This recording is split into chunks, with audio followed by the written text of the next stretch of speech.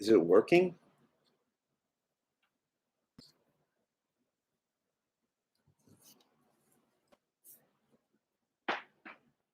Is it working? I don't know how to tell. I don't. This is my second YouTube live, so I don't know if these comments are from the other day. But Stefan said, yes, it's working. Yes. Oh, okay. I see. These comments are from before I got here.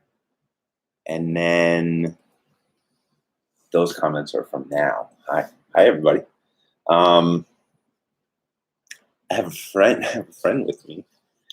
I don't know how long he's going to stay, so he's the grumpy one. We'll hang out with him for a minute. This is Fernet. Hey, Fernie. This is Fernet. Sir Grumples. I make up different names for them every day. I just made that one up. Come here. You can get mad. His claws. I forced him to accept my love. It's like hard to see black cats, isn't it? He's very smushy. He's actually really muscular compared to my kittens. And I think that he's lived like a tougher life because he wants to kill me, but I'll let him bite me. Look at his claws. It's like really hard to cut his nails. He freaks out. He does this thing, and then he goes on my head. But he knows I love him. He actually came, like once a week, he sneaks in my bed in the morning and cuddles me and wants love and belly scratches. But he has to do it away from the kittens. Like if the kittens come in, he freaks out and he's like, "Don't touch me, Uncle Joe." He's not my son. He is my roommate / best friend's cat son, who I live with. And she actually is, I used to date her. Her name's Megan, and she is a tattoo artist and a tattoo shop owner. And she's like my sister now. And we live together again with our new partners. And I know it's wild. It's like the Brady Bunch or something weirder, but it's great. It works good. And she has a shop in Manhattan, and she's going live on her shop page at 4. So in 2 hours, or 1 hour and 57 minutes from now, you can go and check her out. Her name is Megan Massacre, and her shop page. Here, I'm going to tell you now. You can go follow it. Everyone can go follow it real quick. And then if you're bored in 2 hours and you want to go, I might make an appearance and put cats on her head during her live. So here, let me show you her page. That's her. So go follow her. I think it's coming in backwards. So it's Megan Massacre. I don't know. I guess it is backwards. Yeah, Megan Massacre. And then her shop page is this one. Grit and Glory. GRITNGLORY. She'll be there talking in the downstairs part of our apartment. So, okay. So you guys are saying some stuff inside over there. But before I get to all that, I would like to just point out that I made my lights pink for everyone today. And it's Philips Smart Lighting from IKEA. And every month, I can make them a different color. So first was white, now it's pink. Maybe next time I'll do purple. I always go between white, pink, and purple. Those are my favorites. And blue is good too. Orange is weird. Okay, before I get started, I have a couple of questions from my friend Jess, who could not be here today because she's working. She asked if I could do the Q&A on Wednesday, and I know that a lot of people work during the week, so I told her that I would address her questions, and then I will send her the link to this after. I made the other one last month's link public, but I'm not gonna do that anymore. I don't think. I'm just gonna sorry, I just keep looking over there to make sure it's not like everyone's like, we can't hear you, you idiot. Yeah, so I'm not gonna make these public anymore, but I think that I'll figure it out when I'm done with this. Man, my hair is wild. But I think I'll keep them up, and if you have the link, you can watch it. Okay, so Jess questions. Jess Hardy, everybody. Interesting stories from my very first tour. Interesting stories from my very first tour. There's tons. But let me try and narrow it down a little bit. My first tour, for those who don't know, actually, so I have all my, I wish I showed you guys last time. Yeah, I'll take another picture because there's a lot more new people here today. I have, show you, hold on.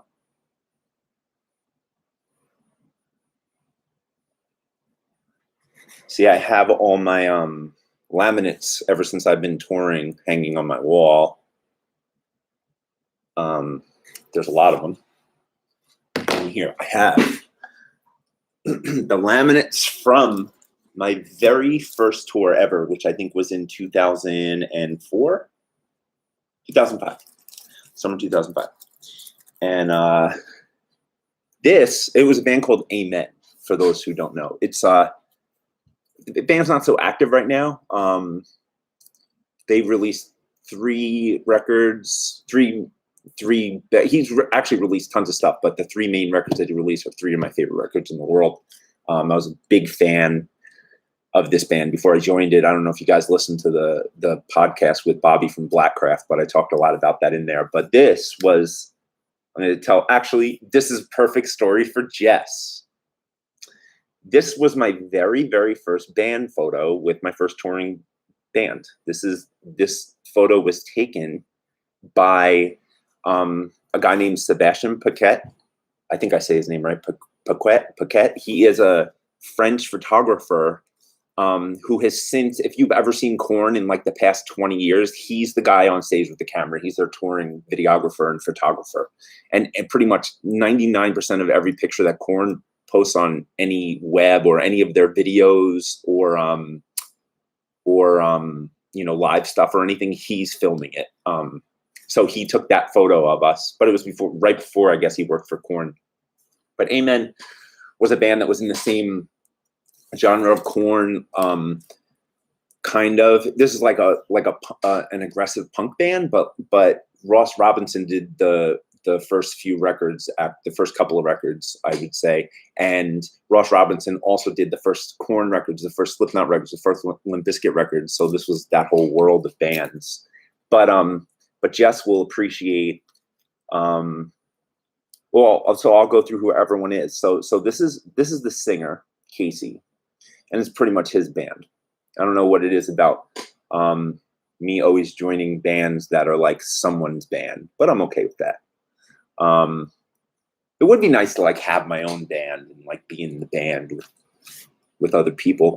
I should say Daniel really goes out of his way to make me and Elliot feel that way, and it's a great feeling. So I'm thankful for that. So that's Casey. It's his band. He was actually in Christian Death a long time ago, when it was like the real Christian Death, when Ross, I think his name was alive and kicking. This is John King. He was a guitar player. He was the lead guitar player. Now, when I joined this band, I had just seen them a bunch on tour, and they were on tour with Nikki Sixx from Motley Crue's new band with Tracy Guns called Brides of Destruction. And I went to a bunch of their shows, made friends with the guys. I drum tech for them for a few shows. And then a few months later, I got a call saying, "You're in the band." And I was like, fucking sick, right? I was like 22 years old. And I thought that I was going to fly to California and live with Casey. And then we were going to start practicing. And I went out there and I was like, "Where are the guys?" And he's like, "I don't know," and slowly like they all came by and picked up their stuff. I didn't know that everyone had either been fired or quit the band. And now I was the only band member in my favorite band. So then Casey went to to Norway to make a record. He's like tied in with all these like black metal dudes and stuff. He's actually the guy that introduced me to all that stuff. He was always showing me like Mayhem, and we're watching these crazy movies at his house. It was wild times. But anyway, so he goes to Norway to make this record, and he's like after a month of me being there, I'm just like some kid that just joined my favorite band, and he's like, just live in my house, watch my dog, and find us a new band. And I'm like, okay. So I put like ads on Craigslist and stuff, and I had all these people come over to the garage, and I just played drums with them, and they all tried out for the band with me, and that didn't turn into anything except for with this one dude right here, and you might know who he is. That's Nathan from Birthday Massacre. So I found him on this hunt for a bass player when I joined Amen. So this was like like 18 years ago, and he joined Amen, and then long story that everything fell apart at the end of that tour. Everyone broke apart, and then Nathan was one of my best friends. All these guys are my best friends. I mean, forever. We went through boot camp together on this tour, but Nathan then needed a gig, and he was not really very connected in the music industry, and I had met a lot of people. I was really good at networking and making friends with everyone. So I was like, I'll help you find a gig. And then my buddy Wednesday 13 needed a bass player. And I there might be a band in between that I helped him get into too. But I got him hooked up with Wednesday 13 eventually. So he was doing that for a while, and then he wasn't doing that anymore. And my friends at the time in Birthday Massacre, they got rid of their bass player, and I called Michael Rainbow, who is also one of my best friends, and I was like, hey buddy, I have the perfect bass player for you. Super cool, super respectful. I know they were always really protective of people coming in the band because their singer's a girl. And he was like, nah, we don't want to have anyone. We're just going to put the bass on tape. No. And I was like, please, please, please just try him out. And sure enough, he joined the band, and they were like a month later, like, we can't thank you enough, So Nathan was most recently in Birthday Massacre for a long time, but he has now quit. And this over here, Jess will appreciate, is someone that I found in the Hollywood scene through, how was it? So Casey was friends with the Slipknot guys. So that's how I met Paul and Joey from Slipknot. No, that's not how I met Joey, but that's how I met Paul. And then there was this guy, Dizzy, who was like the singer for the Murder Dolls or the Rejects back in the day, which ultimately turned into the Murder Dolls that Wednesday 13 joined and sang for.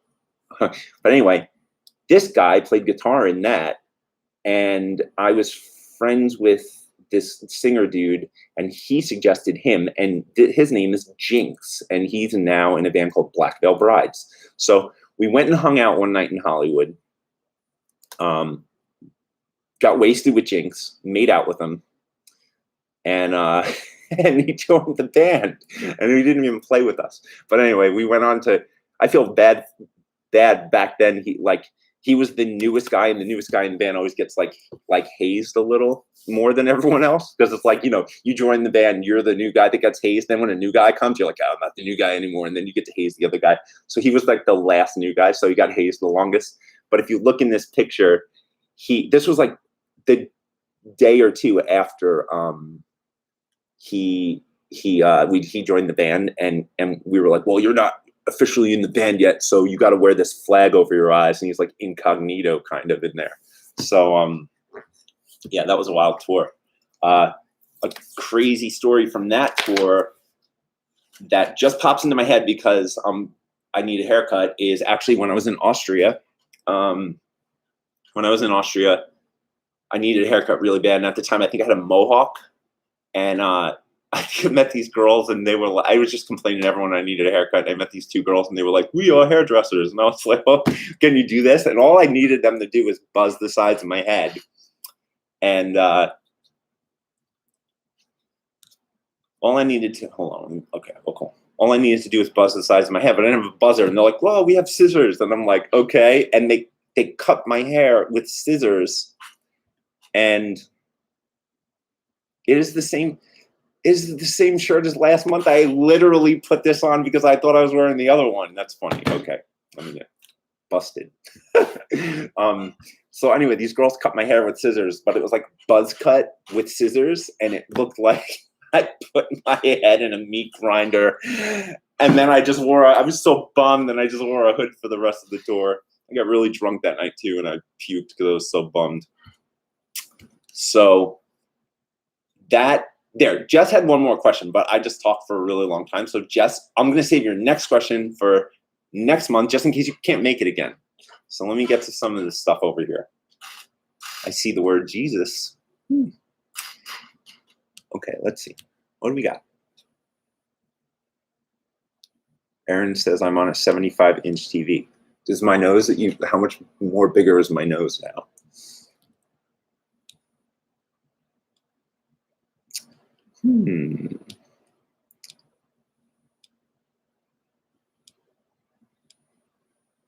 Hey, Joey Kramer, I just sent you like an awesome box of stuff the other day.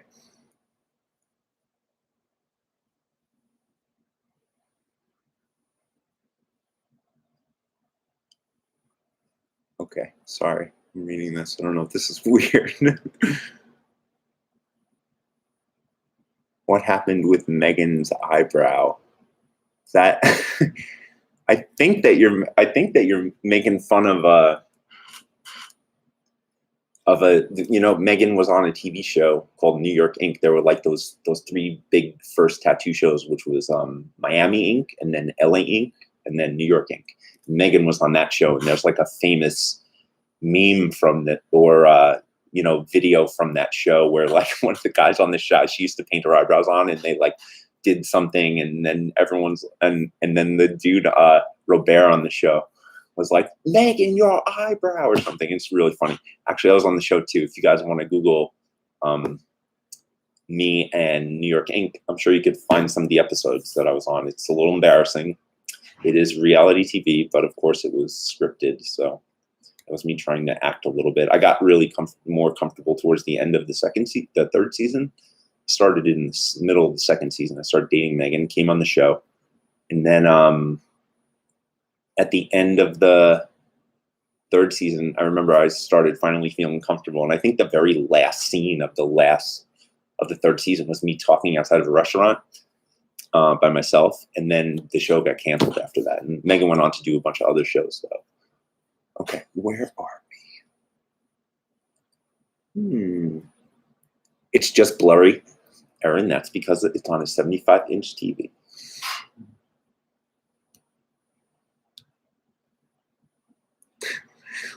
We hear you, idiot. Jinx does do a lot of stuff with Aesthetic Perfection, actually. Yeah, that's true. He wrote and recorded a lot of the guitars on the newest record.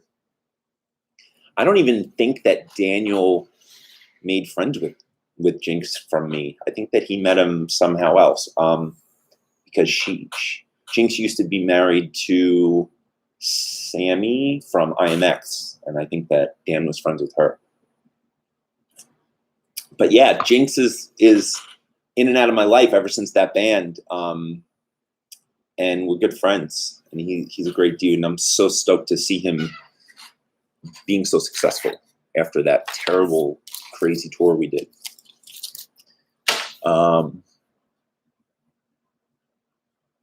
Tell us how you met with the guys from AP and how you decided to create a band.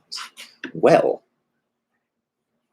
I was in another band called Combi Christ for a long time, and when I joined that band in 2006, and I want to say in 2008,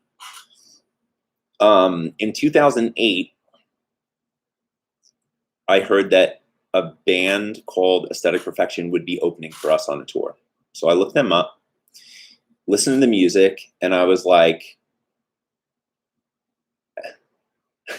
sorry, I keep reading your comments. So I looked them up, listened to the music, and I heard Aesthetic Perfection for the first time, and I was like, this sucks. This is such garbage. I gotta be honest, guys, I'm not, I didn't grow up in the industrial, I wouldn't say I grew up in industrial music kid. I guess kind of. I don't know. I really liked Nine Inch Nails and Ministry and Marilyn Manson when I was younger, but I also liked all sorts of other shit too. But I got really into the aesthetic of like all that stuff. So I guess I was like kind of gothy. But anyway, even when I heard Combi Christ for the first time, I was like, what the fuck is this? You know, but I made friends with Andy, and then I just wanted to be in a band with him. And that's how that happened. And then of course I become, once like for me as a drummer, once I start playing something, I become a fan of it usually, because I like make it like the way I play, I just put my heart into how I play. So I just, you know, it becomes a kind of part of me. Side note, for example, I've tried out for a lot of bands. One time I got asked to try out for Coheed and Cambria, and I just could not stand that band. I was never a fan of Rush, and I always felt like his voice sounds like Rush, and I was like, I just don't get it. But I learned 4 songs, and they had 3 drummers to try out and like 8 bass players. So I actually played with that band for 2 days and tried out all the bass players with them. And now I love those 4 songs. I really do. But whenever I hear other ones, I'm like, eh. Anyway, so I get sidetracked. I'm going crazy. So we toured. So Daniel came on that first tour. And at the time, it was just him and a keyboard player. And they would go on. I'd be getting ready in the dressing room every night when they'd be playing. And I would hear them and think, oh, this is awful. But I like Daniel. But he also he had been in a band for a while, I guess, but he just started really touring like on a bigger scale like that at that time. So he wasn't that experienced. He was very, very, very hazed at the time. I feel bad. I think he had a broken rib at the end of that tour, and he had to sing with it. Oh, that's the worst. Anyway, at the end of the tour, I went home and I missed Daniel, and I put on Aesthetic Perfection, and I was like, I love it now. I just love Daniel so much, and now it's like in my regular rotation ever since. And we had so much fun with him on the tour that we were like, next tour we were like, ooh, we never took, you know, that was Europe, and then we did US, and we're like, we never took them to the US yet, so we took them on the US, and then he had a drummer, which was Timmy, and Timmy's a great drummer, and he was watching the way I was playing every night, and he just became a really great drummer, and he was a great drummer to begin with, but he really, in my opinion, played and fit the band and complemented the band really perfectly, which isn't something that just like any drummer can do. You know, there's a lot of really talented guys out there. I don't really feel like I'm that talented. I feel like I feel like I have more of a gift to be able to tap into something kind of primal and to express myself in front of big groups of people in this weird way. It's like this meditative, weird, crazy state I go into. And I felt like Timmy was able to do that as well. Not many people can do that. We took them on a bunch of tours, and then eventually, out of nowhere, you know, Dan told me that Tim had left the band, and it was in the meantime, before Tim left the band, and I was still playing and touring with Combi Christ, I had hair on my face. I had me and Dan were talking about me joining the band Aesthetic Perfection. I wanted to be in, I just wanted to play with Daniel. Daniel's one of my best friends, and I just love to be around him. And we were always talking about me joining the band somehow. So I DJ too. So we were like, maybe I can like DJ and be kind of like Craig and Slipknot and like, you know, start the tracks and like add samples live and do all this stuff. So that was the plan. And then we were going to try and work that in between Combi tours. And then Timmy left the band, and Daniel called me, and this was probably a year before I officially joined Aesthetic Perfection. And Daniel called me, and he was like, you know, Tim's gone. I don't know what to do. He wound up having to cancel a couple of tours because he didn't have a drummer, because I was like, well, he said, look, there's 10 guys that I can get right now, but you know, they're the guys that everyone uses, and it's just It's not special. And I knew what he meant, you know, because like, for example, one of my favorite drummers is Josh Freese. I don't know if you guys know who Josh is. Josh is like the go-to guy in the industry for everyone to get drum tracks done by. And he's played live in tons of bands. Perfect Circle, Nine Inch Nails, which I'll get to in a second. Right now he's playing for Sting. He's from a band called The Vandals. But this dude has played on tons of records, pop records, Britney Spears, everything. Like, he's the guy. Avril Lavigne, whatever. And he's one of my favorite drummers. I really respect him. He's really perfect. He has a good style. He's just like, he has a photographic memory. He literally, when he got the Nine Inch Nails gig, he got called and they were like, we need you in 2 days. And he listened to the record on the airplane and then just played it the first show. That's amazing. That's a gift in itself. But I have to be honest, when he joined Nine Inch Nails, I really liked the drummer right before him named Jerome. And he wasn't anyone big or known. He was just in Nails. But he had this like lanky, kind of weird, sloppy vibe. But he was really good. He was a jazz drummer. I really, really fucking think that was the best lineup that Nails ever had. When Josh joined the band, of course, one of my favorite drummers, I was like kind of bummed out. I was like, of course it's going to be good.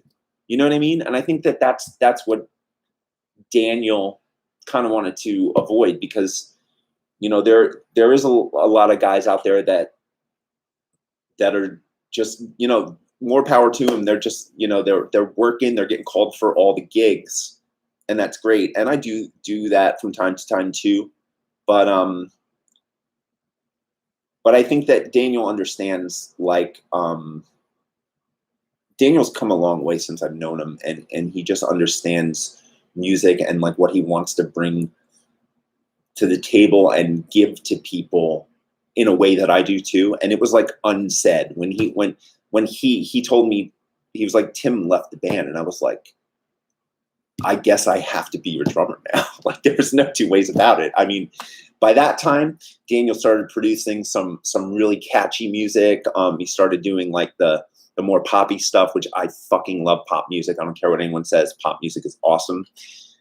We could talk about that later if you want. But Aesthetic Perfection became one of my favorite bands. So, you know, I had not been so happy in Combi for a while. So I had started at that moment planning my exit, I guess, you know, and I didn't want to leave anyone hanging. So I completed some tours and we just started kind of like putting things in place. And then eventually when it was time,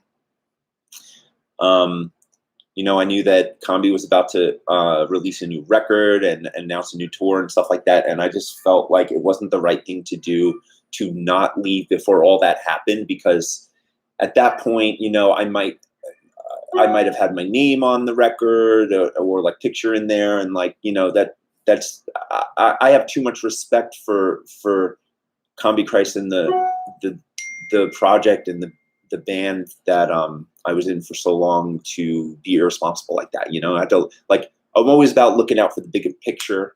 And you know, it's about the band, it's not about me. So that's when I quit, was right before that record was released. And I just, you know, I made the call and I was like, look, I'm going to go this way now. And I just need, you know, I needed really a change of, I know I talked about this in the last week, but I'll just, like, people have been asking me anyway, so I'll just touch upon it. Like, I just needed a change of pace, because I was at that point sober for 2 years or 3 years. I don't know. I'm bad with years and numbers and all that shit. I'm almost sober for 4 years now. But at the time, you know, when you're just newly sober in a situation that you've been in for 10, 12, 13 years at the time, my cat is calling me in the bathtub. Anyway, when you're, you know, nothing against those guys and like the fact that anyone drinks at all, like, I have no issue with it. It's just like I needed the change of scenery. And if you're in the program at all, people, places, and things is a big thing, and it's like triggers, you know. So while I considered myself to do really good in my sobriety, and I never have any fuck ups, and I never even want to do anything. There's a whole other story of all the work I put into myself to get to that point. it comes to a certain day where you're like, I don't think I want to be here anymore because I just want to not even be reminded of that stuff. It's time to move on, So I wonder, what was I even talking about? Oh yeah, so then I joined Aesthetic Perfection. Okay, next question.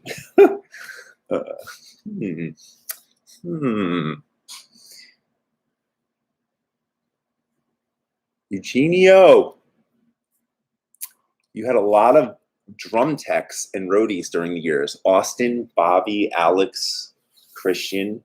Who's the best and why? Which are the what's the qualities of the best drum techs? And yes, Eugenio has sit behind me a few times. That's one of the things, actually, like, ask this motherfucker. I've known him forever. He's one of the first fans I can remember meeting in Italy, who's now my friend. And like, thanks for being here, Eugenio. As always, you're my homie. And whenever I'm at a show and Eugenio's there, I want to bring him up on stage with me, And Aesthetic Perfection guys are a little bit cooler about that. I get some sideways looks when I try to do this stuff with Comic Chris sometimes, so I was more careful about it there. But that's why I wanted to introduce that tier on the Patreon to, like, with the pass, and like I'll bring you guys up on stage. I just love to have people on stage with me. I love having my homies up there, Well, I'm looking for the passes. I'm going to send them, just so everyone knows, I did not send these out yet. I'm going to send them out in the first week of the next month to everyone. Anyway, still 20 spots to that left, or 19 maybe. But yeah, the best drum tech I've ever had is, let me think.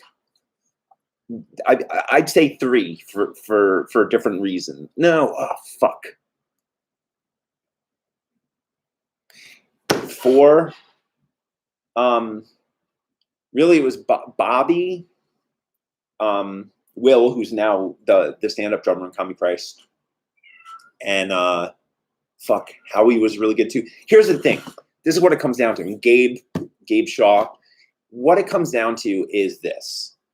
And I've explained it before, but like, I like talking about this because I think that it's interesting.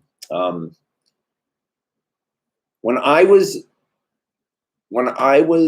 going to see Amen play as a fan, and the very first time I met the singer of that band, it was my favorite band. I walk up to him, I go, "My name's Joe. I want to play drums for you one day." He was like, "Oh, cool. Come hang out with me at the after show party." And then I was teching for the band for a week, and I was the drum tech. And this motherfucker was knocking over the drums constantly during the show, and I was like so fucking stoked. I didn't give a fuck. I was on stage helping my favorite band get through their show, So that was the first time I watched them was at CBGB's in New York City, legendary club. It's closed now. And in the first song, he knocked over the whole fucking drum set, and they continued to play. And it was like it was not planned, but I could tell it wasn't exactly an accident. Like, this motherfucker just fucked with everyone on stage, and they got through the song anyway. And I was like, I've never seen anything like this before, ever. So when I joined Combi Christ, I was like, hey man, listen, like, in between Amen and Combi Christ, I played for about 2 years in a band called Genitortures, which is, touring with them was how I met Andy. But shortly after I started joining, I joined Combi Christ. So when I was in Amen, it was crazy on stage, drums everywhere, fucking amps flying, singer jumping into the drum. It was just crazy. And it was so much fun. No one cared about getting hurt. After the show, it was like, I think I broke my arm. Let's go to the hospital. I'm like, all right, we got a show tomorrow. It's just crazy. It was like, that's where I come from, And so when I joined Genitortures, it wasn't like that. But then when I met Andy, and he didn't have any drummer or anything at the time, and it was just kind of, Combi Christ was just like a blank slate to me. I was like, all right, there's just a keyboard player, and this dude that I made good friends with on tour singing. He's super cool. He's got a good vibe. Let's fucking do something cool. We started talking about it, and I was like, look, I want to be crazy on stage. I want to throw stuff around. I want to do like what was happening in Amen. This is like a really unique, exciting thing, and I think people will appreciate it. We're like, yeah, whatever. Let's do it. And I need a tech for that. And my first tech, still one of my best friends, Bobby Cleaver, but bless his heart, he did not love that job. And he would put my drums in timeout, and look, I get it, but here's the thing, like, I told him, like, this is what this gig's gonna be like, dude. Because he texted me in Gen Torturers too, and I was like, all right, you're gonna come text me in this band, but this is gonna be nuts. And he was like, yeah, I got it. And then like a week in, he was like, yeah, I don't like this. And then he started putting all my drums in timeout and like, it was a constant battle with him. And it really it was bummer because he would complain to Andy, and then Andy would be like, just stop doing that stuff. And I really was like, this is what I got to do. I just knew that's what I had to do. I knew I had to pour water on shit and knock it over and keep playing. It was exciting. No one does that. And I like that. I like challenging myself like that, you know? So after that, Bobby was out eventually, and he was over it. And he started working for Lady Gaga right after that, actually. And then Austin was there, and Austin was a great drummer. Austin came because he was in Zemar's old band, and he was a great drummer and a friend. And then he also became really better. He didn't really like this job, and he was there for a while because he was so tight knit with Andy. But then Trevor had joined the band, and Trevor had a best friend named Bobby, who is now, he's the guy that I did the podcast with a couple weeks ago. He's gone on now to create Black Craft Cult, that like the goth shirts. He owns that company.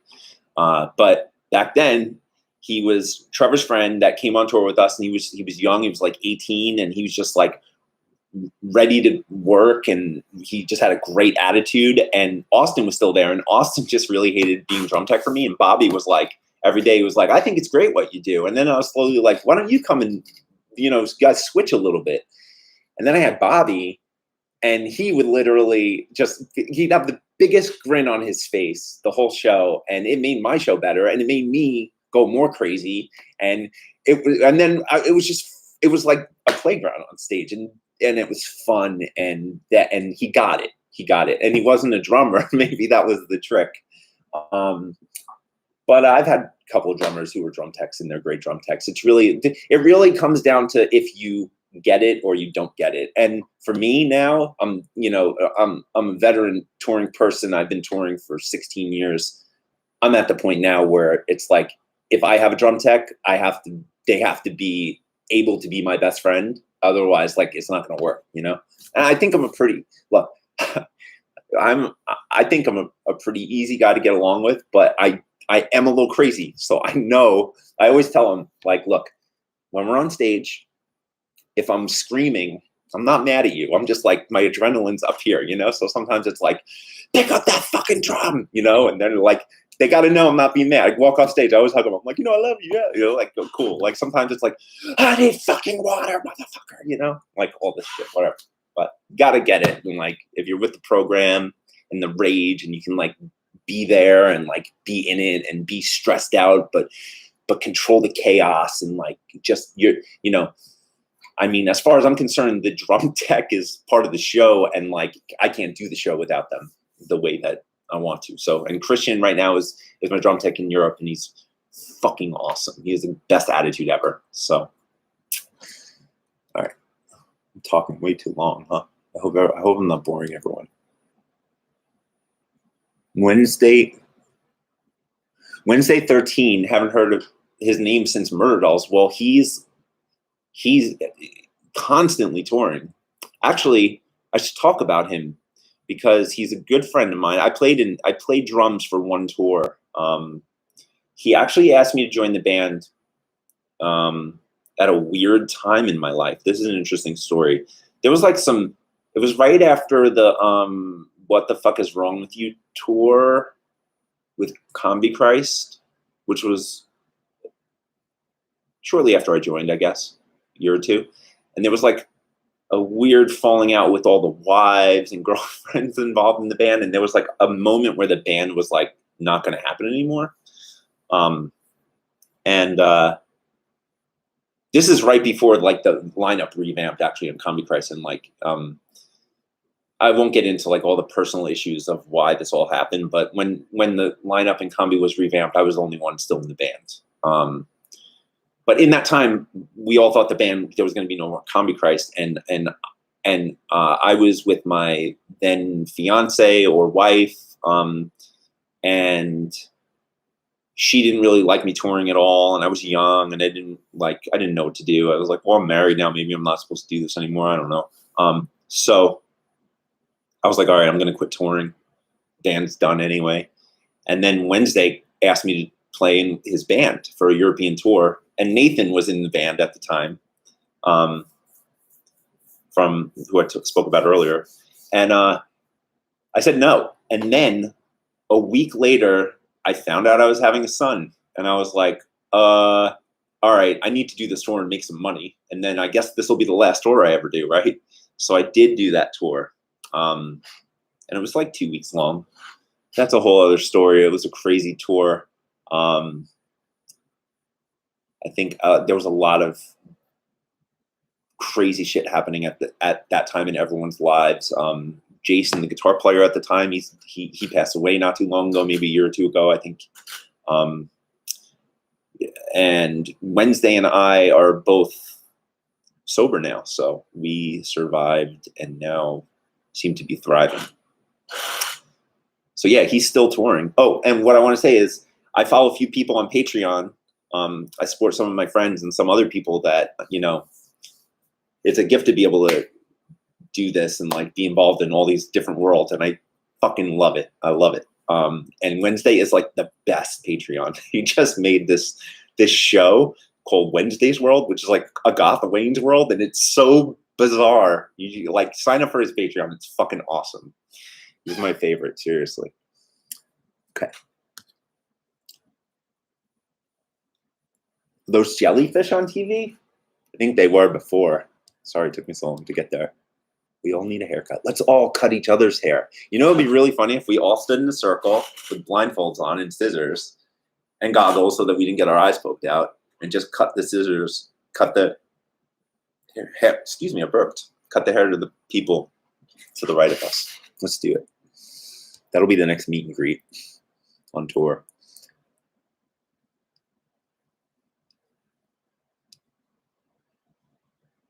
Did I ever try another instrument except drums?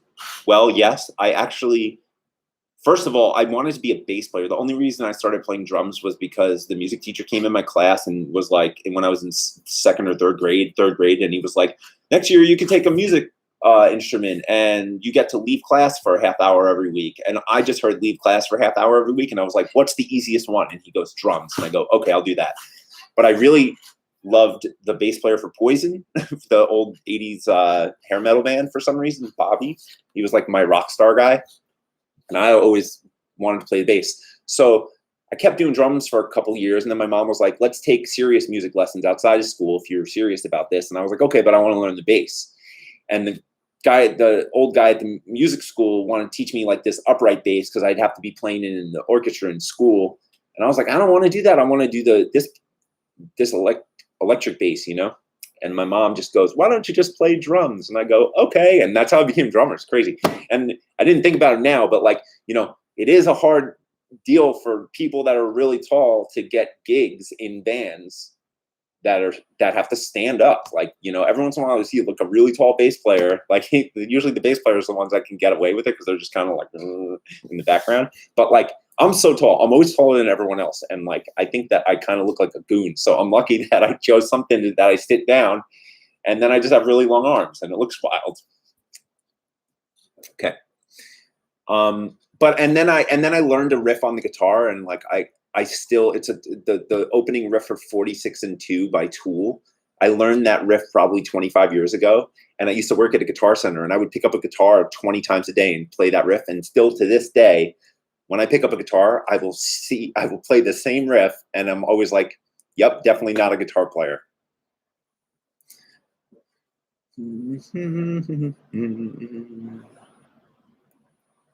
I love your room and unicorns. Thanks for the stream. You're welcome. I miss you guys. Really bummed that we're not doing after parties right now.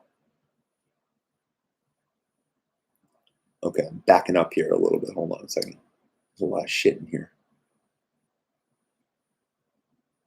Dan asked why you always refuse to play the Great Depression live with him. Fuck you. I just asked him that. I always want to play that song, but he doesn't think it's that good. Man, I missed a lot of stuff here. So hold on a second.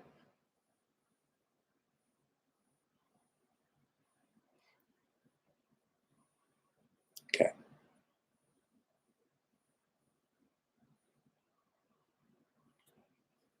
You keep getting distracted by the TV screensaver. That's okay, because I'm probably boring the fuck out of all of you. So just look at the city. Where's that? I think it's England. My favorite guilty pleasure currently is the eggplant sandwich at the sandwich shop around the corner from my house.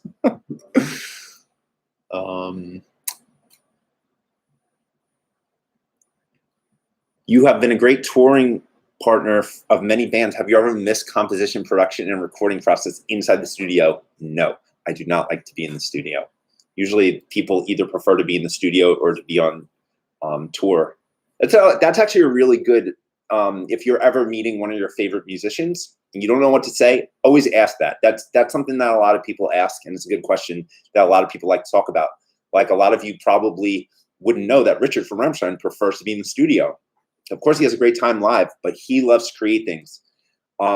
Me, as a drummer, I'm not a drum nerd, right? So like, I think that I do a pretty decent job live of bringing a vibe to the table. But like, whenever I'm in the studio and under a microscope, they say, and everyone's listening to every little, and it stresses me out. And and it always blows my mind, because all they do when you play drums on a record is they're like, oh, you gotta do it again. It's getting a little off here, a little off here. And then at the end, when they're like, all right, that's the best one, they hit a button that they make it all line up perfectly. And then they hit a few more buttons and they make everything sound different. And then you're like, why was I here? But that's the process.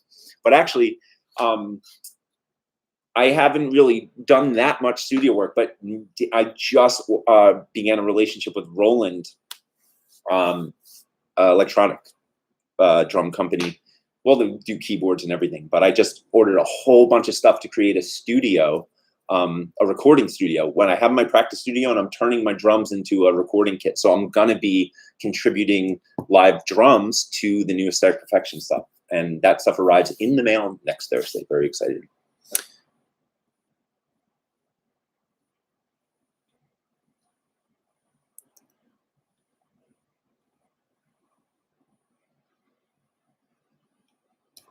Can you explain what happened with, I think it was the tour bus at the Voltage Lounge in Philly? I just remember Elliot saying that something got stuck in an Austin. Oh man, I don't know. I'm gonna have to ask him to remind me, and then I'll talk about it. Maybe I'll talk about it on my Instagram if it's good enough. Yes, there is a pink light behind Jesus. Yes. You know, people get confused that I have these religious statues. I've had a few people like write me on Facebook and go like, you're a Christian? Oh, fucking what? Like, that's weird. And first of all, it's weird that you think it's weird, because like, people should just be able to be into whatever the fuck they're into. But I'm not Christian. I just really like religious statues. And I actually got these. These are like really expensive and hard. They're pretty hard to find. I mean, I could probably find these in a store in Manhattan. They would probably be like $400 or $500 each. But in Mexico, they're very cheap. And so when I was on one of my last combi tours, and we played in El Paso, and they're like right at this road where if you walk down, it's Juarez, it's the border. You're like 2-minute walk and you're at the border of Mexico, and there's all these shops there. And there was this one shop, and I went in there, and I got, there's a bunch more over here too. I got all these statues, and they were all $20 each. And I brought them, and there was like I made room in the bay underneath the where people put luggage in the tour bus. And I was like, no one's allowed in this one for the rest of the tour. And I put all my statues in there. And then when I got to New York, I like took a cab and brought them all home. My plan was actually to paint them all black, like flat black, but then I put them up, and I like to have color. I like colors. When you first visited Germany, was there something you found strange or funny about German culture? Very first thing that pops into my head are the toilets. The pooping on the shelf thing is very strange, but I embrace it, and I'm always like, wow, look at my poop that's not inside water. And then I hit the thing, and like, and sometimes 90% of toilets in America, you can flush the toilet while you're sitting on it, and I always forget it when I go over to Europe that I'm gonna get a fucking dick bath when I flush the toilet. Sorry, I don't mean to offend anyone. That was crass. Where are we at? Kinda got me. It is pink. It's a pink light. Here, want me to change the colors? No, we'll do that next time. I have too much to talk about. Rush is a good movie, yes.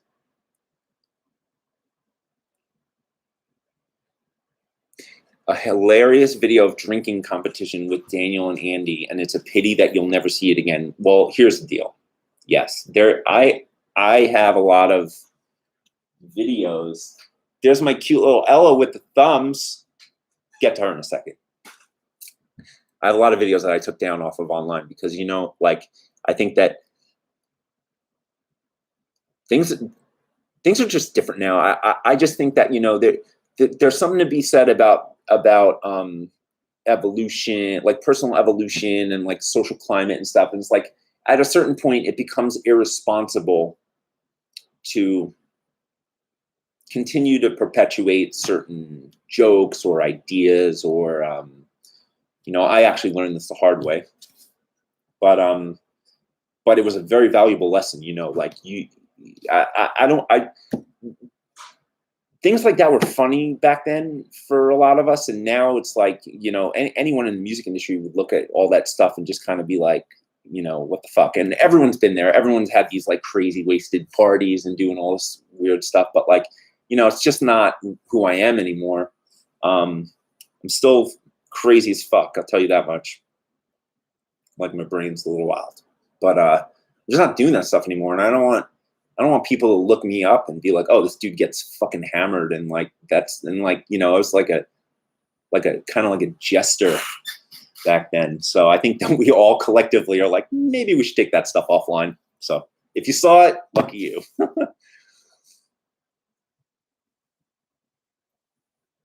I am really looking forward to new things from Emigrate. Can we hope for it?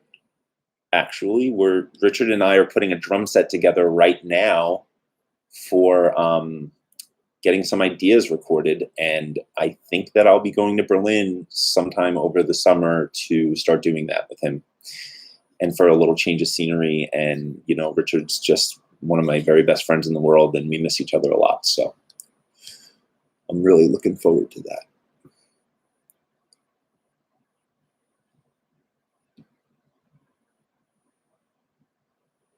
Did I teach Richard how to DJ so he could do the Deutschland remix? Well, funny story, everyone sees Richard go up in the air at the Rammstein show, but it's actually me wearing a Richard suit. No, I'm just kidding. It's Richard. No, I didn't teach him how to DJ. Richard, all that electronic stuff that you hear him doing, he writes all that stuff. He's like, he comes up with that. He's like super talented with all that stuff, keyboards and things like that, and DJing. We do often talk about going and doing DJ gigs together, and sometimes he'll hang out with me in the after parties, and we'll like play some songs. But yeah, no, I didn't teach him. I got a good laugh at you blasting Ricky Martin during the VIP meet and greet at the Voltage. Yeah, who doesn't love Ricky Martin? You know what I love? I love playing all those songs that like in private people like, but they don't like to admit. And then like everyone's like a little hammered, and then you play the song and everyone's like, fuck it, let's just all love it together. And it's always the best vibe. And everyone's like in the Rammstein after parties, I'm always like, some of my girls are in here, they'll tell you like what really gets the room going is usually when I throw on some Backstreet Boys or some Britney Spears Toxic, for sure. 8 years sober. That's quite the feat, Tanya. Oh yeah, I remember I went through your pictures when I was learning you for your fantasy pick, and I saw that, and I think I said something, and you were like, yeah, that was like 6 years ago, that picture. But congratulations on 8 years. That's awesome. Where's the unicorn? There's a lot of unicorns. You know, I'll show you one special unicorn.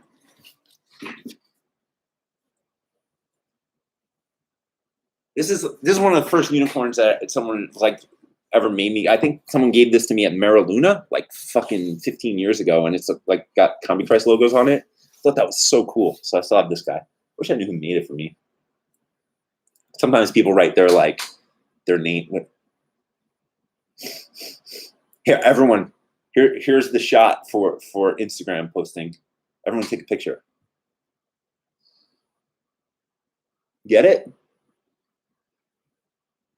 Okay.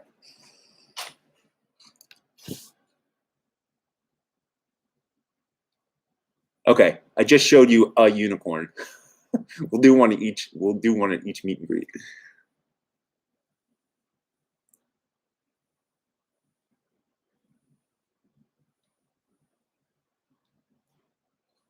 Yeah, you definitely saw my wiener in CombiPrice. Not something I'm super proud of, but you know what? Those were the days.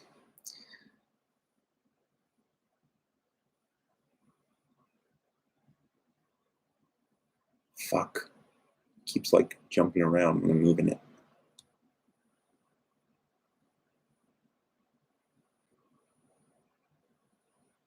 Okay, found it.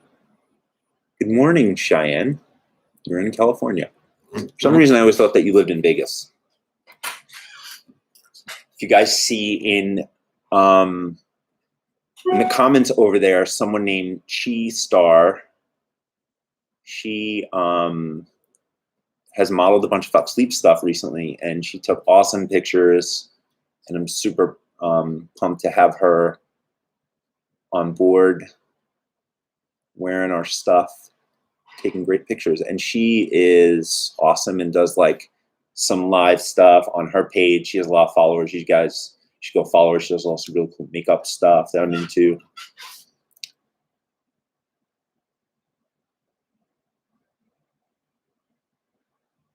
What's the one thing that I'm looking forward to once the world returns to normal? Hugging my parents. I had to do like a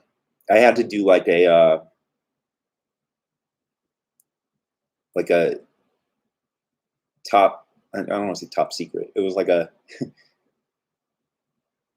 it was, I had to like do an extraction from my parents' house where I had like, when I moved into my studio, I have all my old drum gear still from when I was a kid at my parents forever. And there was a few things I needed, and I was like, fuck it, I'm just going to go and move it all out. And I went to my parents' house. I live in Jersey City, right on the other side of the river next to Manhattan. And then my parents live in Long Island. They live like an hour drive one way, and my son lives like 40-minute drive the other way. So I'm like kind of in the middle, but closer to my son. And I went to my parents' house. I don't see my parents that much, but I stay in touch with them, you know. But I'm usually touring.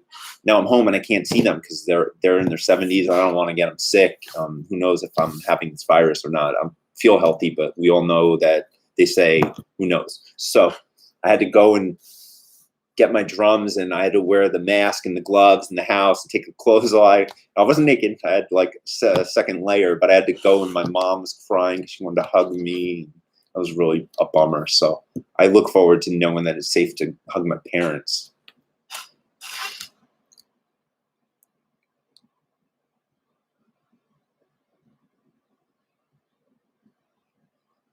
You live in the town where Poison is from?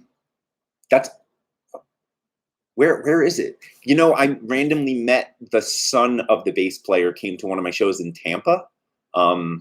Forget his name, but I became friends with him. I was so stoked. I was like, your dad was my first favorite rock star. And he was a big fan of my band. You want Slutty Hat, huh? Slutty Hat is, yeah, Slutty Hat was Dan's. Dan's always having a stage hat. And when we got off the bus on the last tour, so what happened was we had the bus for 75 or 60% of the tour. And then the end of the tour, we had to fly everywhere because the bus couldn't drive to all those places in the short amount of time we had. So in London, everyone moved off the bus and everyone flew home for a few days. But me, Jared, and Elliot drove the bus to Berlin. So I could hang out with Richard for a few days before we flew to Stockholm. And then when we got off the bus in Berlin, there was a few things left behind that I was in charge with bringing back to the tour, annoyingly, because if I didn't have enough luggage as it was, and one of them was Daniel's hat. So I took the hat and I wore it, and I put it on everything, and I put it on people, and like just kept taking pictures with his hat, and his hat became a slutty hat.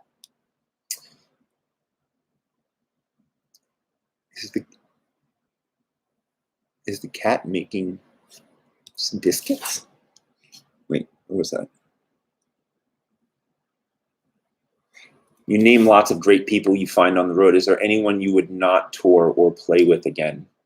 There is, but I don't like to talk about that stuff publicly. So if you want to write me privately, I'll tell you.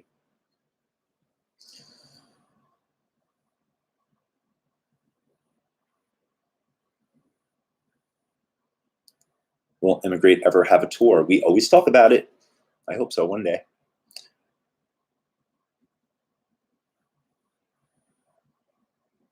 How did Fuck Sleep come about?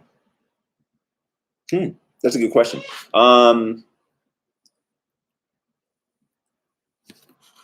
So the first time I did it, when I started Fuck Sleep, when did I start Fuck Sleep? I guess I just started touring. And I was in a band in New York called Theo and the Skyscrapers, which is actually the bass player's name's Margot, and that's how I met Richard. And the singer and the guitar player were married. The singer was from a band called the Lunatics. She was the singer of the Lunatics, Theo. And then the guitar player, Sean, was from the Toilet Boys. And they're New York people, New York band. And Sean does this really quirky, cool art. And I had some ideas, and I was like, "Do you want to start this brand with me?" I've had the name of the brand actually is really. I should talk about that. That's a funny story.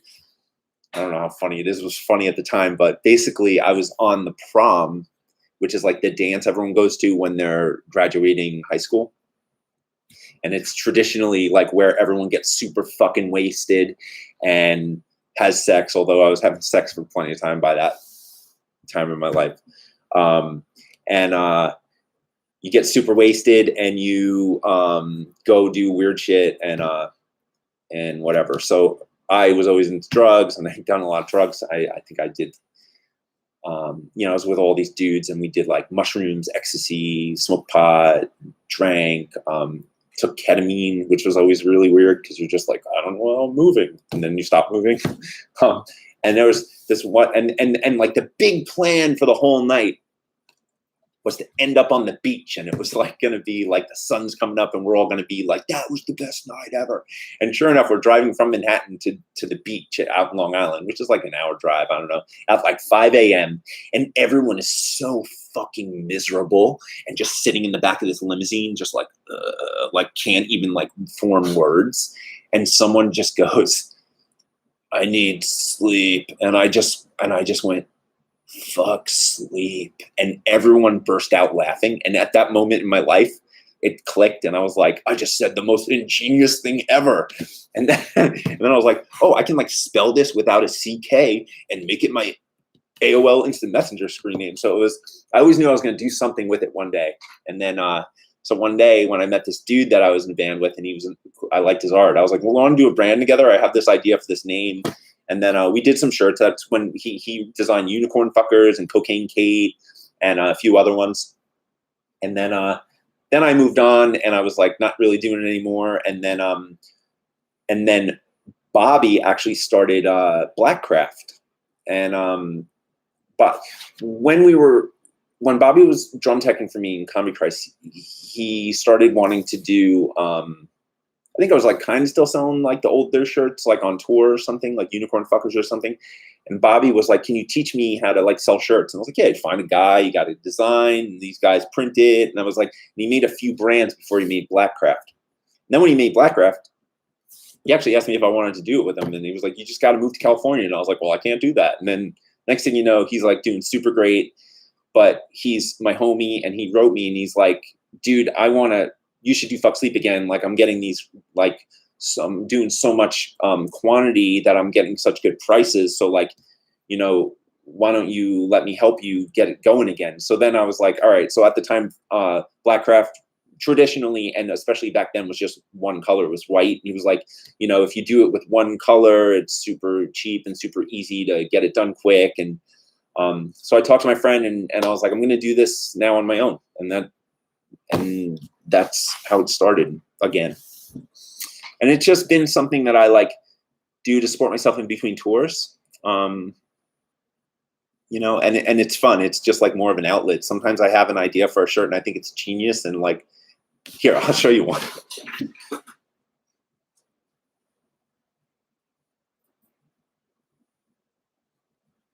I don't know if I maybe sold three of these. This says eat the baby.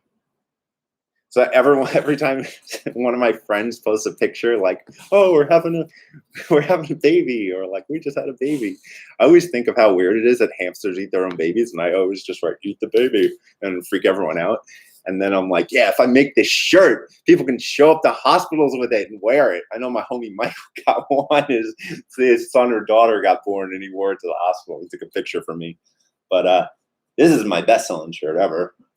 Slaya. Actually, it's up in the store right now, but it's like hidden. So if you guys want to grab this, just click on Star Wars. And then the picture of the shirt has a bunch of question marks on it because I can't show the artwork for legal reasons. Thanks, Walt Disney. But anyway, you can still purchase this shirt. And I'm doing a sale right now for Memorial Day. So if you use code free ship, you just put any 2 items in the cart and you get free shipping, no matter how much stuff you're buying. If you know, at least 2 items. So you can put 50 things in there and like, we're just going to pay the shipping for you. So no matter where you are in the world, it's a good time to, you know, people are always saying shipping costs are a lot of money. It's a good time to grab some stuff. Okay, let's get back here. My favorite Fuck Sleep shirt?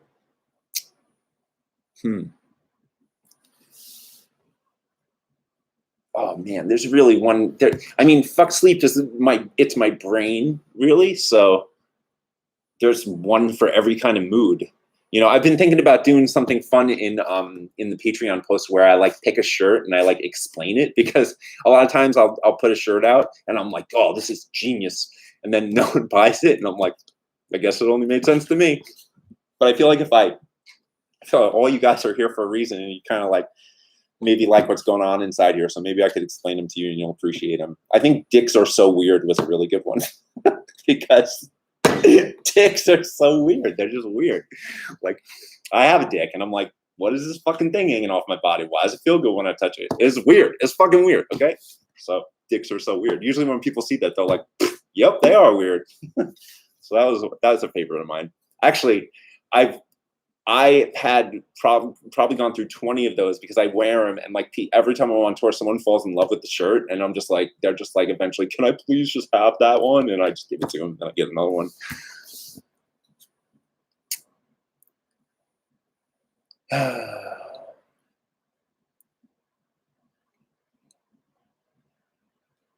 The 434 video, yes. Thank you for bringing that up, Tanya. Glad you posted it. That 434 video you posted yesterday was really mind-blowing. Glad you posted it. People think I'm so weird and boring for being into it. Well, I do not. And I think that all of that guy's videos really resonate with me, and I suggest, he's another person that I support on Patreon. He doesn't do anything that interesting on the Patreon. He just puts his videos on there, but I find so much value in his videos, so I just like really want to support him because I think that's all he does. So yeah, I love his stuff. He's an interesting, you got to kind of like, when you're listening to it, you got to know a few things and like just get through, just understand some things. Like he's talking about a lot of his experiences through using psychedelic drugs. I used a lot of psychedelic drugs when I was younger, but I'm sober now, so I don't use those anymore. But supposedly, I have to say, whenever I used drugs when I was younger, I never had the intention of having a spiritual experience. I just wanted to get as fucked up as possible. I did tons of acid and tons of mushrooms, probably when my brain's so fucked up. But I oftentimes I'm very interested in this stuff, and I wish that I didn't push myself to such a crazy addiction when I was younger, because I really wish that I could experience those things now with the intention of learning about myself and the universe and stuff like this. I'm really into this stuff. So I'm always watching videos of people talking about these experiences and stuff like this. And this guy supposedly learned a lot of the stuff that he makes these videos about through mostly trips on mushrooms. He talks a lot about machine elves, and I think the last video that I just posted, he was talking about like what they explain, something that they explained to him, which is often the topics. And what those are basically like, and he talks about it in another video, recent video, machine elves are really just like the way that your brain kind of decides for itself that's going to communicate what it's absorbing from the universe and give to you. And it's different for everyone. So, but it seems to be kind of the same. I don't know. But yeah, I'm super into that stuff. You know, he in that video, I'll touch upon it like quickly. If anyone wants to talk about it anymore, feel free to mention in the comments. But like, you know, one thing that I will say that I experience in and out of my life is being in sync with my soul's purpose, and then like not, right? So I've noticed that whenever I'm getting really fucked up, or like I'm really bad in my addiction back in the day with drinking or drugs or anything like that, I've always just watched my life fall apart before my eyes, and things just don't seem to ever go the right way. And I always said to myself, by the time I'm 40, I'm going to be sober. And I got sober a few years ago. So it was 4 or 5 years before I turned 40, which I do this year. Of course, everything started lining up for me again. And I think that, like, I believe very wholeheartedly that every person, every situation, good or bad, is put into your life for a reason for you to experience and learn from, right? And once you can recognize that, you evolve spiritually, you evolve as a person. And you really just, like, every single time something bad happens, you really just, like, I say it to people all the time, but you really got to do it. Like, why is this happening to me? And not like, why is this happening to me? Like, why is this happening to me? I need to know, like, this is supposed to be happening to me right now. Like, why, right? So we've all had relationships with people where we just, like, you know, have this shitty relationship, and then we break up with that person, then we get into another relationship, and then that person eventually turns into the same person. And it's like, why do I keep dating people like this? You keep dating people like that because you're not learning the lessons you're supposed to learn, so that you know how to not date people like that, right? And I believe that in all the times I was getting fucked up, that I was suppressing my spirituality, and I wasn't allowing my soul to be open to these lessons. And that's why your life gets so fucked up, because when you're going through bad shit and you're just fucked up all the time and your vibration's like super low, you ain't learning no lessons. You're just like miserable, unhealthy, and you just get stuck there. And look, I have no problem with anyone who gets fucked up. I just, in my experience, like, being sober, I literally get high like I'm on cocaine all the time now, just because I'm so happy, because I feel like I'm very centered and in line with myself. And people often ask me if I'm wasted, and I'm like, no, I'm just stoked. That's the truth.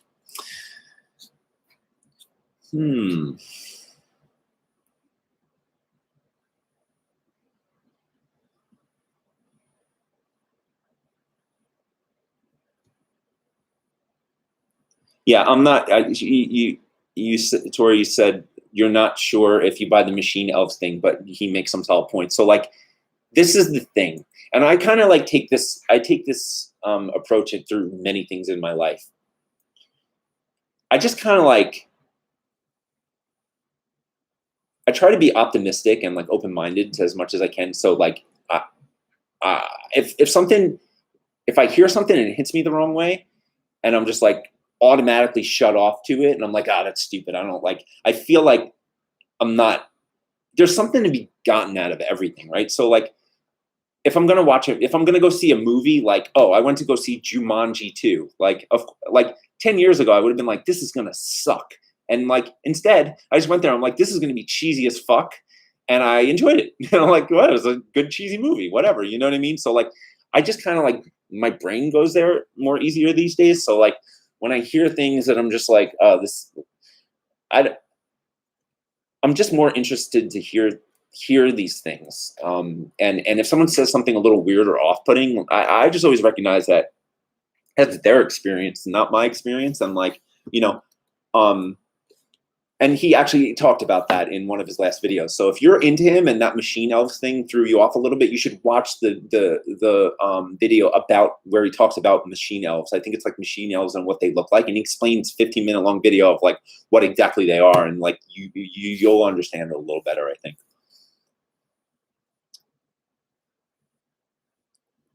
One of my favorite Fuck Sleep shirts is the Tiger Woods one. That was an old one. Yeah, he basically that was the brainchild of my that wasn't that was a crazy shirt. I actually have a box of like 500 of those in my parents' garage, so no one ever bought that shirt. Maybe I just burped. Maybe I could send you guys some. It's basically a picture of Tiger Woods with a really long penis tied to his leg.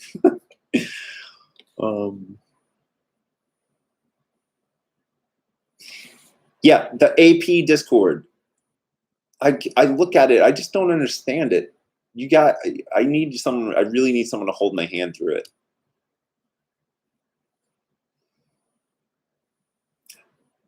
Oh, when you decided to embroider the Emigrate logo on a unicorn, I didn't know people give you unicorns so often. I'm completely not original. Well, you want to know something? I was just playing with that unicorn with my cat yesterday. I have a drum. I bought a bass drum in my house, and there's a little hole in it.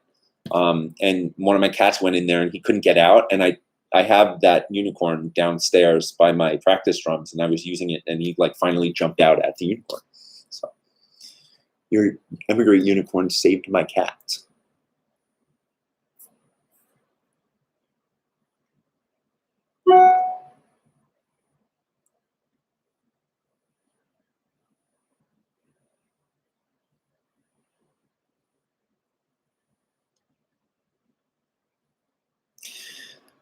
I'd be interested in your biggest fuck this works moment in relation to the whole life purpose, manifest, intention, etc. That's a good question, and it's an interesting answer, I guess, because basically that moment for me kind of came backwards. And when I was a kid, I was just always going to concerts and sneaking backstage, and I was never trying to be a fan backstage. I was always trying to just experience what it was like to be in a band, because I knew I wanted to do that so bad. And I just really put myself there ever since I was a kid, and figured out how to, I would get photo passes. I would take pictures of bands. I would always lie and say it was for some magazine to their publicist, but I'd get the pass. I'd take good pictures. I'd give them to the bands. I just like networking ever since I was a little kid. And I would come home from school every single day, and I would play drums in my parents' basement, and I would play my favorite records. I think two big ones that I can remember off the top of my head were Master of Puppets from Metallica and Dookie by Green Day. And I'd come home, and I would just I had these speakers that I would always blow, but I had these special fuses hooked up to them, so that like I'd come home, I'd get like 2 or 3 good days out of playing with the music behind me, and I would picture a huge crowd in front of me, and I would just play the drums and literally close my eyes, play, and feel like I was in these bands. And then every few days the speakers would blow. I'd ride my bike down to Radio Shack, buy these new fuses, and put them back in the speakers. I did this for years and years and years. And then one day, and you know, eventually it was a teenager about to go to college, and everyone's like, what are you going to do? I'm like, I'm going to play in bands and go on tour and see the world, you know. And everyone was always like, yeah, I don't know about that, you know. And I always said to myself, if other people could do what they were like me one day, why can't I be one of those people and do what I want to do? Like, you know, if like if everyone thinks that they can't do something, then they're not going to be able to do something. But I'm going to decide that I can do something, and I'm going to do that, you know?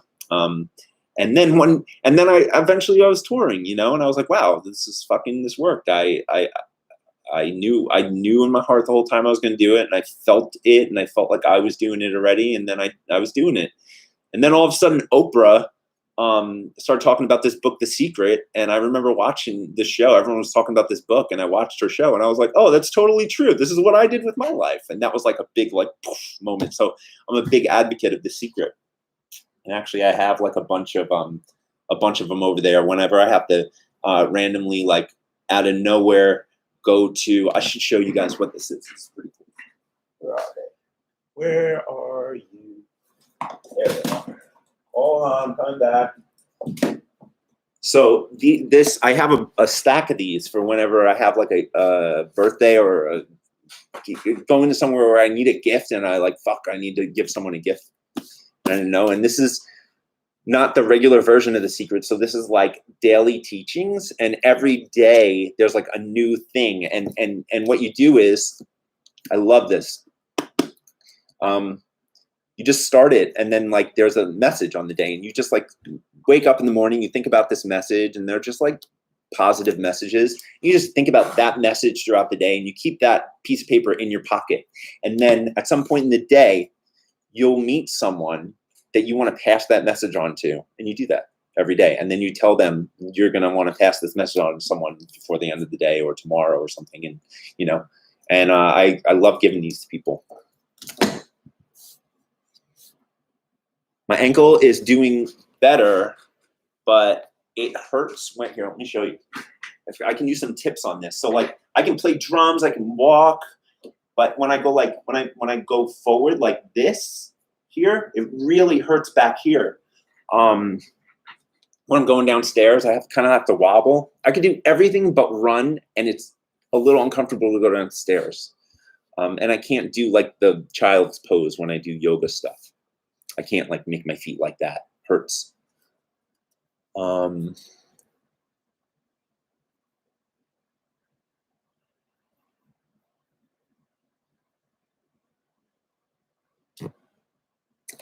The problem is that addiction, bad relationships, those are all somewhat within your control. What about things, when things keep happening that are completely out of your control?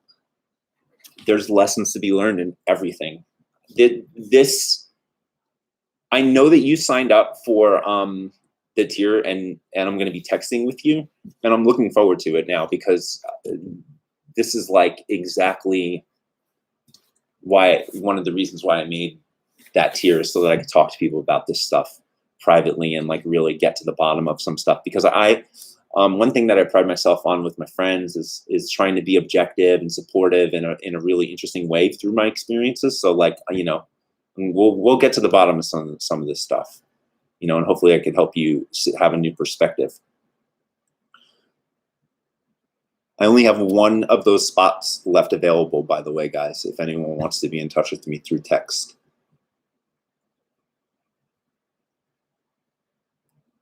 You've never seen the Tiger Woods one? Write me, Aaron. I'll dig up a picture of it. If I can get to my parents, maybe I'll grab one for you. How I Met Abby Next. I met him on tour when I was filling in for Trevor. Trevor got in a motorcycle accident, and then I had to fill in for him in Imperative Reaction, and he was in Cyclone 9, and I did not really like to tour with that band, Cyclone 9, and not really the best vibe there between bands. But Abby, I would watch the show every night, and he would put this fucking baby powder on himself, and he would walk out, and the music was all dark, and he would just be like, and it would be like, and I was like, this is fucking scary. And I was like, I'm gonna steal this guy. And like, eventually I reached out to him, and I was like, come join my band now. And he did. I love him. Any new Fuck Sleep stuff planned? Yes.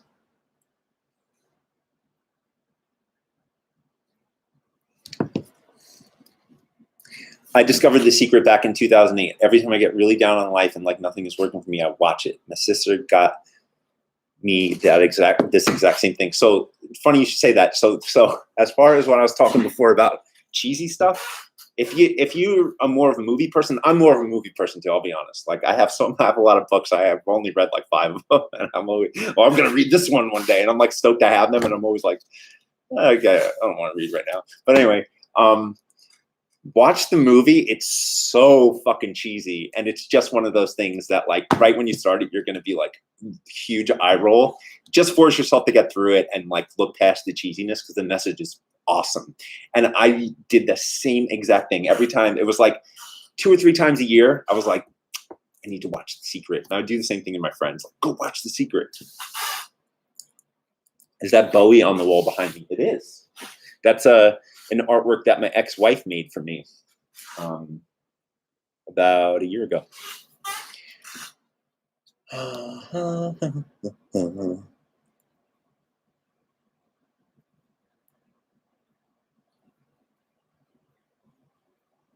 Yeah, I can post some daily notes. I actually, one thing that I want to do is I post a lot of inspirational stuff. This actually, I'm going to put this on my to-do list right now, just so that I remember. So I really like to repost. Basically,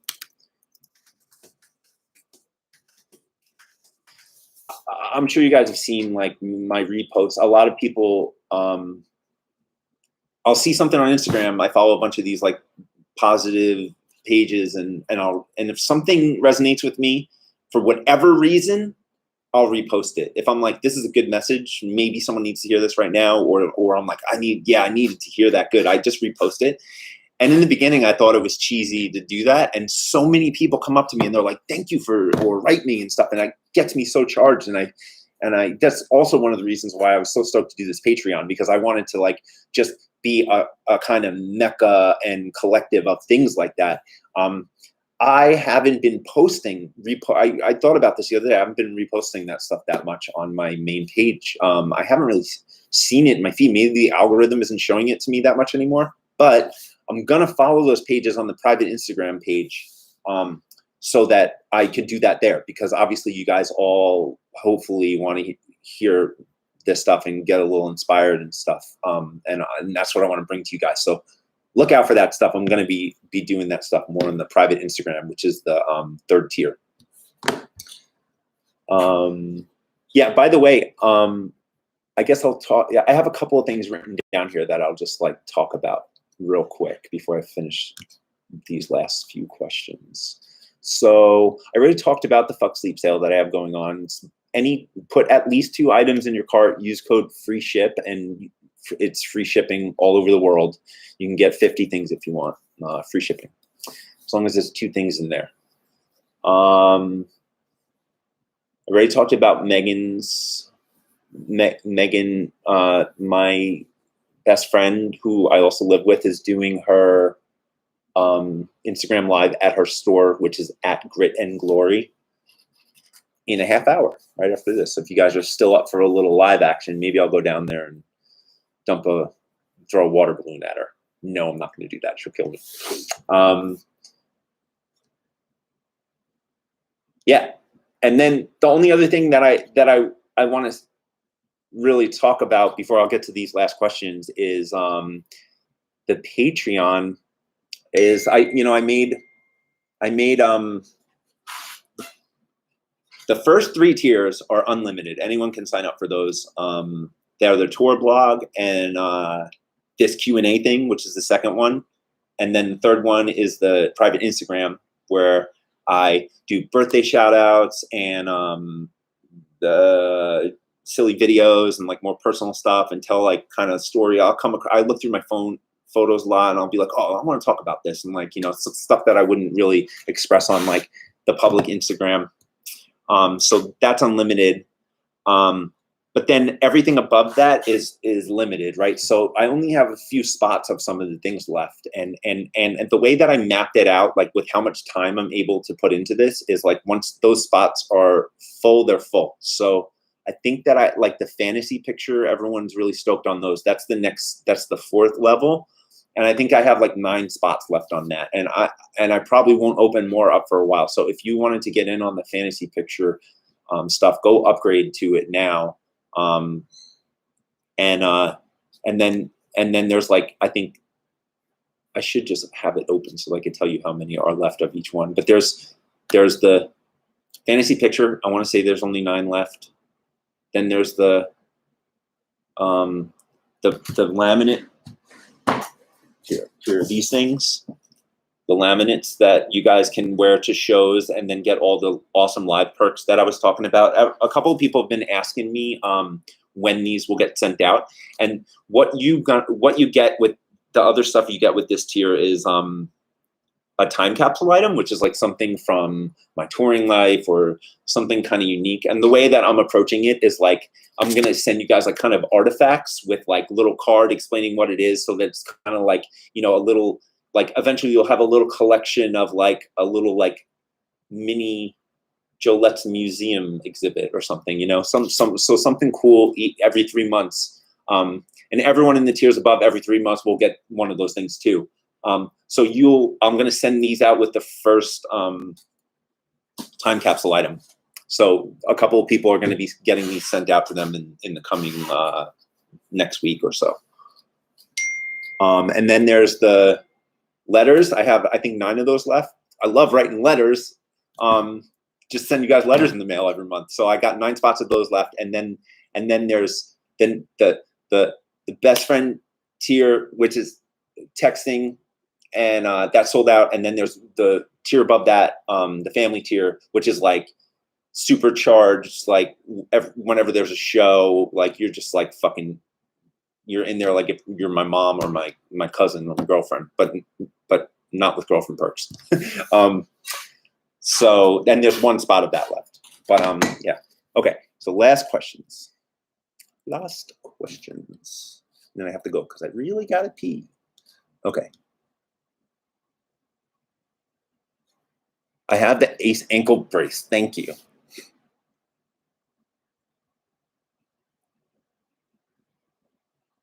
I love that you guys are talking to each other in the comments. That makes me stoked. I want everyone to become friends with each other. We should all follow one another, and let's all be homies. If everyone becomes friends with one another, I'll do like little vacation meetups, and we can all like go to the Greek islands together, get foot massages, or put our feet in those tanks with the fish, eat the stuff off of them. I don't know what that is, but I always see it. I don't want to do it, I'll be honest. Do I consider myself a bit witchy or good at learning lessons? I don't know, a little bit of both, I think. I've never really dove into like, I don't want to sound like an idiot right now, but like witchery, I don't know, or Wiccan or like things like that. But like I'm totally down with it, and I have a lot of friends who are into it, but it never really resonated with me. But I feel like all of this stuff is the same thing. And it's just like however your brain works to like kind of attach to that, you know. So I feel like it's all kind of the same stuff in a way.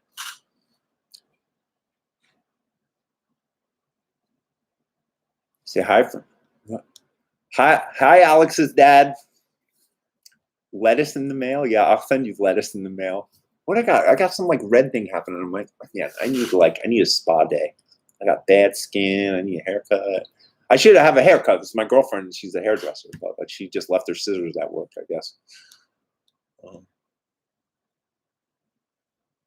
right. Hold on. Which read's gonna learn to read tarot? I've tried to learn to read tarot cards. I have a unicorn tarot card deck.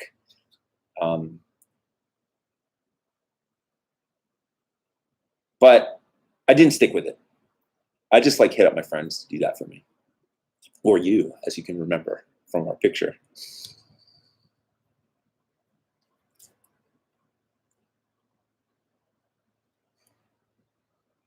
Okay, Discord, I know, and I'll keep saying it until I do it, and I promise that I'll do it. I just like don't really understand what it is. It's just like, it just seems like it's a Facebook or a Patreon, and like I already have the Patreon where we can do talking or on the Instagram. So what's so much better about the Discord? If it brings something else to the table, cool. But if it's just another thing for me to get more scatterbrained about, it'll fuck up my my brain a little more. I get challenged when I have to rewire things for. Right now, I'm working on my left hand with my drumming a little bit, and my brain's like kind of like. What's the funniest story related to my tattoos? I don't know. Everyone always seems to get a big kick out of my penis. Stick with me for a minute.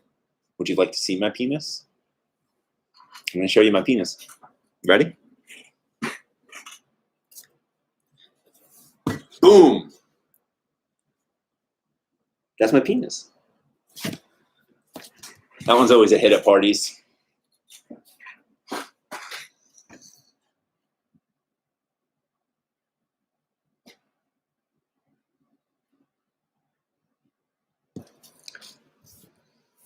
Yeah, Cheyenne, I am interested in the stuff. Maybe you guys can shoot me some like Wiccan paganism kind of Instagram stuff so that I can kind of dig in the way that people normally dig into things now, which is through Instagram.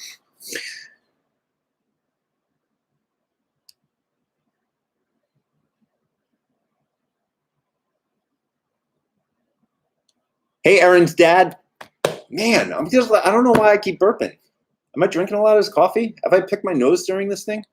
Hey, Aaron's dad. Hope you're doing well.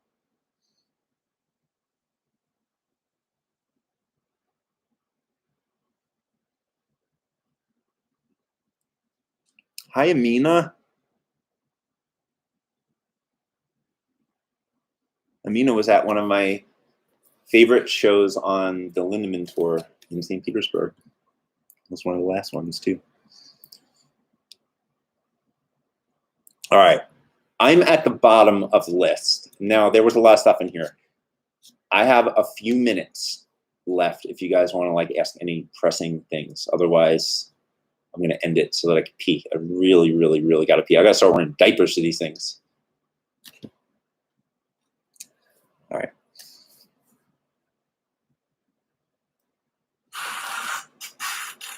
LED unicorn. Yes, it's downstairs.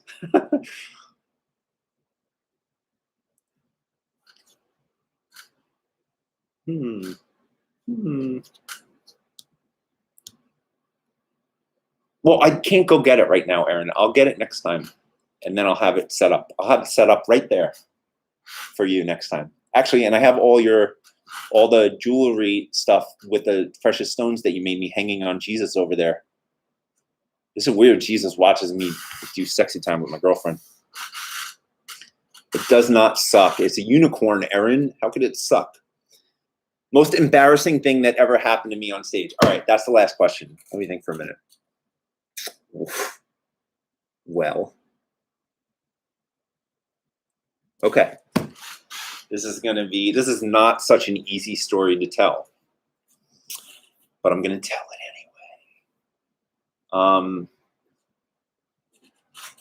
You know, a lot of bands, especially electronic bands, play along to tape live. And up until a certain point in Combi Price's career, we hadn't really had a lot. You know, it's like a lot of pop bands do the same thing. If there's no one on stage, you're still listening to the song, and everyone's playing over it and adding to it and adding live elements. And like, that never bothered me. I just always think whatever makes the show awesome and make the song sound good. You know what I mean? So like, if you really broke down what you're listening to live, there's no way most of the time that the five guys that are on stage could be creating that. It's just impossible. There's no bands that do that, right? So, but to take that a step further back, there was a time in Combi Price's career where we had never even attempted to play the songs without the stuff, just in case something happened. And there was a really, really bad show in Sydney, Australia, where at the time it was me, Andy, Sean, which was like I don't know if he was the first keyboard player in Combi Price, but he was like the first known guy. He was the guy from Glyphs, and he was the keyboard player when I joined Combi Price. And it was the three of us on stage. And I want to say, oh yeah, there was a drummer. So I guess it was John, the second drummer, the very first stand-up drummer in Combi Price. So it was like the original lineup from when I joined. And Sean always would climb on his keyboard stands. We always made these keyboard stands for him where it's just like fucking crazy. And he would jump on him and everything. And we played a show in Sydney. And when you do fly-in shows, sometimes it's like you just like, they don't get the gear right or they forget something. And like he was supposed to have like a DJ kind of, like if you ever go see Skrillex DJing or any of these big DJs DJing, they're just on like a riser, which is what the stage is built out of. That's just like a smaller piece and it just has like legs. It's the same stuff that the stage underneath is made from. So you can jump on it and go bananas on it. But they didn't get us the right table and they gave him like a plastic folding table that was like real low that you would just like sell merch at, right? Or like eat a picnic with your family in the backyard. I don't know.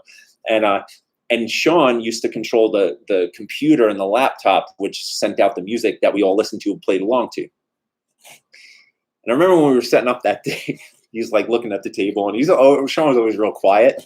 And he was just looking at the table and he's like, and I came over to him. I'm like, are you going to be okay with this table? And he's like, I don't know. I don't think so. And I go, Andy, we got to get him a better table, man. He's going to knock all this shit over.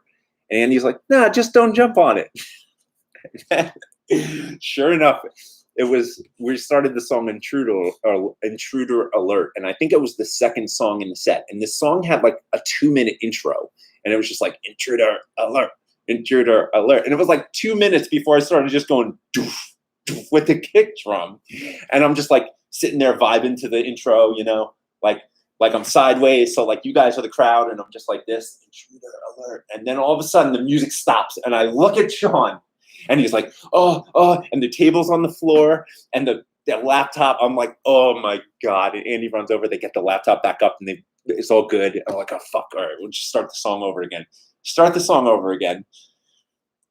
Like a minute and a half through the same stupid thing, and then the music just stops. And I look at Sean, he's like, and it was totally fucking just dead. And Andy goes over there and he's trying to fix it because it was Andy's computer. And I'm sitting there on the stage just like staring at the wall. And this was like, I don't know if it was only a couple minutes. It felt like forever, like 10, 15 minutes. And eventually people were just like, you suck. Everyone, like 1,000 people. And I remember the curtain was right here and I'm like sideways and I was just like, and I go in the back and I go in the dressing room and I'm just sitting there and people were just screaming and Andy came in and he just broke down and he was like, we didn't know what to do. And I was like, here, just take my iPad and go give it to the sound guy. And we'll just, I have these 4 songs on it. We could play those songs. And it was just a mess, but half the crowd left. And that was really, really tough moment. And actually, I'll just follow that up with this other time that happened because it's actually online and you could find it. But there was we played a festival in the daylight in front of like 6,000 or 7,000 people in Germany. It was called, I want to say Nordstrom Festival. No, Nordstrom's like a store in the mall. I forget. It was some festival, and we started the song Just Like Me, and and Andy would always do this thing before like the shows where he would just like create, like we decide what we were going to play like 20 minutes before we went on stage, and he would rearrange all the tracks and not check them sometimes. So this big fuck up happened. And the click track started, and it was like, you know, dun dun dun dun, and I listened to that, so I know when to come in. And it was like dun dun, dun and I'm like, and then it just all the music went, and we stopped, and then we're on the stage in the broad daylight. We try to leave, and the promoter, our tour manager, comes up, and he's like, "You guys have to stay on stage for 20 more minutes, otherwise, you know." We don't get paid or something. I don't remember what it was, but we're like, fuck. And it was just a nightmare. And Trevor started telling jokes. It was just really awkward. And you could see it online. So then we're like, we came up, and this was the very, very, very first time ever that as a band, we played a song live with just the instruments. And we go, let's just try. And I think we did This Shit Will Fuck You Up and Deathbed. and it was so hard to play those songs. So we never even tried to do it like in a rehearsal or anything without the click and everything.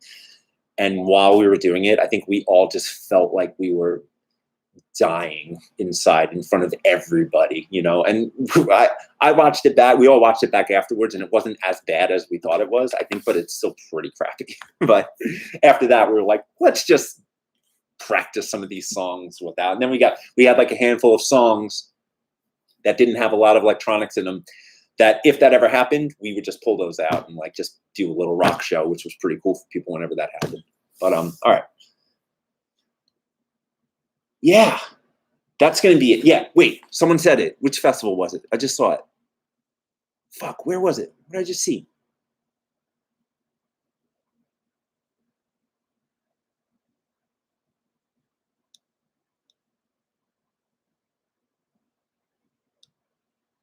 Maybe I didn't see it. I think someone just wrote what festival that was over here.